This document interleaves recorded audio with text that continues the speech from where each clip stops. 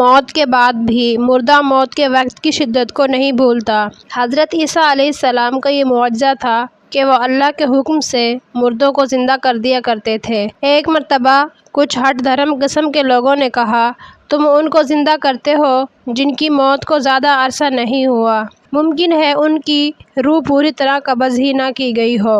حضرت عیسیٰ علیہ السلام نے ان سے کہا، اچھا تم لوگ پہلے خود اس بات کا فیصلہ کر لو کس زمانے کے مردوں کو دیکھنا چاہتے ہو۔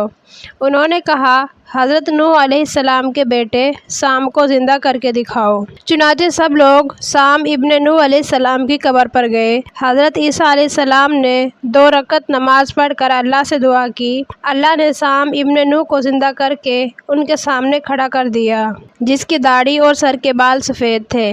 لوگوں نے اس سے پوچھا، کیا بات تمہارے بال سفید کیوں ہیں؟ تمہارے زمانے میں تو لوگوں پر بڑھاپا نہیں آیا کرتا تھا۔ اس نے جواب دیا، جب میں نے قم اٹھ کی آواز سنی تو خیال ہوا شاید قیامت برپا ہو گئی ہے۔ اس کے خوف سے میرے بال سفید ہو گئے۔ لوگوں نے اس سے پوچھا، تیری موت کب ہوئی تھی؟ اس نے جواب دیا، 4000 سال پہلے، اور موت کے وقت جن سخت مشکلات کا سامنا ہوا تھا انہیں آج تک نہیں بھولا ہوں۔ کہتے ہیں کہ موت کے بعد مومن کے سامنے دوبارہ زندگی پیش کی جاتی ہے اور کہا جاتا ہے کہ دنیا میں دوبارہ واپس چلے جاؤ، مگر وہ موت کی سختیوں سے گھبرا کر واپس آنا پسند نہیں کرتا۔ صرف شہید دوبارہ زندہ ہو کر دنیا میں آنا پسند کرتا ہے تاکہ پھر اللہ کی راہ میں جہاد کرتا ہوا قتل ہو اور اللہ تعالیٰ کی بارگاہ میں بلند درجہ حاصل کر سکے، کیونکہ شہید کی موت بہت آسان ہوتی ہے، اس کی روح نہایت آسانی سے قبض کی جاتی ہے، اس پر سختی نہیں کی جاتی۔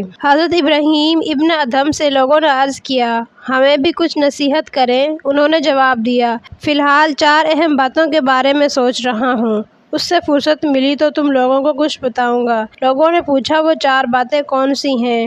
پھر فرمایا، یوم میثاق، جس دن اللہ تعالیٰ نے تمام انسانوں سے پوچھا تھا، کیا میں تمہارا رب نہیں ہوں؟ اور سب نے جواب میں کہا تھا، بے شک تو ہمارا رب ہے۔ اس روز اللہ نے جنتیوں اور دوزخیوں کے ناموں کی فہرست بھی تیار کر لی تھی۔ نہیں معلوم میرا نام کون سی فہرست میں ہے۔ جب بچہ ماں کے پیٹ میں مکمل تیار ہو جاتا ہے تو اس کی تقدیر لکھنے والا فرشتہ اللہ تعالیٰ سے پوچھتا ہے، یہ نیک بختوں میں ہے یا بدبختوں میں؟ پتہ نہیں مجھے کن میں شامل کیا گیا ہے۔ جب موت کا فرشتہ کسی کی روح قبض کرنے آتا ہے، اللہ تعالیٰ سے پوچھتا ہے، اے میرے پروردگار، اسے مسلمانوں کے ساتھ رکھوں یا کافروں میں شمار کروں؟ پتہ نہیں میرے بارے میں اللہ تعالیٰ کا کیا حکم صادر ہوگا۔ قیامت کے دن اللہ حکم دے گا، وَامْتَازُوا الْيَوْمَ أَيُّهَا الْمُجْرِمُونَ، مجرموں آج ایک طرف الگ ہو جاؤ، نہیں معلوم مجھے کن لوگوں میں رکھا جائے گا۔ اللہ کے کچھ محبوب نیک بندے ایسے بھی ہوتے ہیں جن کو اللہ تعالیٰ عقل و شعور عطا کرتا ہے اور خواب غفلت سے بیدار ہو جاتے ہیں۔ وہ موت کو نہیں بھولتے، آخرت کی فکر میں لگے رہتے ہیں۔